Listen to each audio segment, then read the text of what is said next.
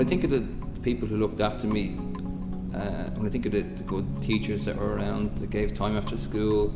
I suppose the one word that would come to mind would be sacrifice, because they gave time, which is a sort of valuable commodity, and a lot of people don't have much of anymore, and that's what's really nice about it. They gave something that you can't really buy or you can't put a price on, but it was their time that they could have spent on other things. But I suppose the GA is littered with a lot of people giving their time at all the levels across the board, and I suppose I'd be biased in that regard as my own sport, but yeah, I mean, obviously there was a huge amount of people who had a lot of influence over all of us who played over the last number of years for the Dublin teams. You had it from under 10 all the way up until senior, and every person involved really was a volunteer, you know, so yeah, and I suppose the younger they were, the younger the age level that they got you at, the more they had an influence on you. So particularly at the younger ages, but right across the board, great people involved, giving their time for something that they loved, which, you know, is very noble.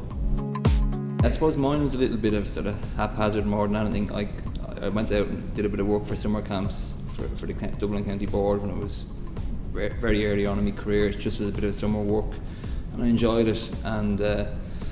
that was the first thing, the enjoyment that you got and the pleasure you got out of it. And then the second thing was, I suppose,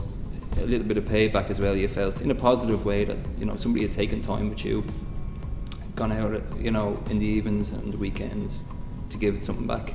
and you'd like to do something yourself. I suppose that's the way I felt about it. And you're in an area there in the club that I'm involved with, Ballymun-Kickham's, so, you know, they've had problems over the years with volunteers and trying to get people involved, so